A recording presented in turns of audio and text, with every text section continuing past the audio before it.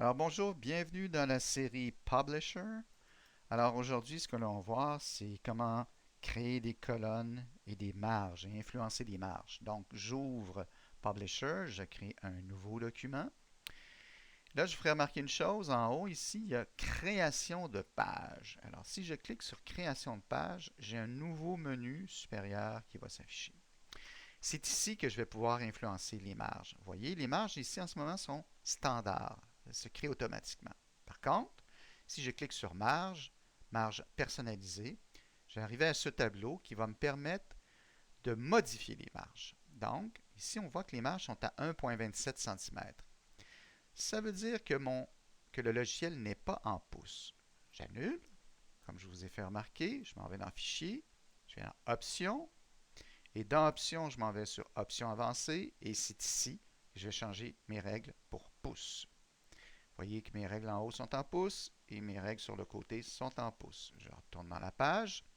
Maintenant, mes marges, je retourne à marge personnalisée et maintenant, elles s'affichent en pouces. Ici, je pourrais les changer. Les mettre par exemple à 0,25. 0,25, c'est un quart de pouce. 0,5, c'est un demi-pouce. Donc, je vais les mettre à 0,25 chacune des marges. Et voilà. Donc, j'ai changé les marges pour 0,25. On peut changer les marges de toutes les façons possibles. On pourrait les mettre aussi en bas à 1 pouce. Voilà. Donc, on peut changer les marges. Je vais les laisser à un demi-pouce. Ce qu'on peut faire aussi, c'est qu'on peut, dans marge personnalisée, ici, vous avez repère de grille. Ici, vous avez une colonne. Mais je peux lui dire aussi deux colonnes. Si je lui dis deux colonnes, il va me créer automatiquement deux colonnes. Vous allez voir qu'au centre, ce qu'on appelle la gouttière est très très petite.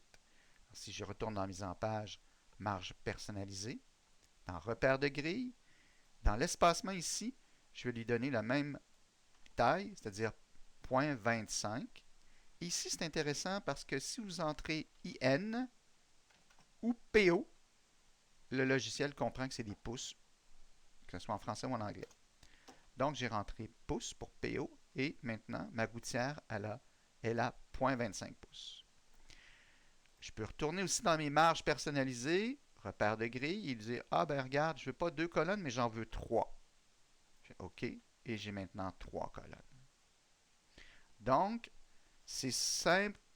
On va dans marge, c'est-à-dire, si vous êtes dans accueil, il faut aller dans création de page, dans marge, marge personnalisée, on a nos marges extérieures, repère de grille, on a nos colonnes.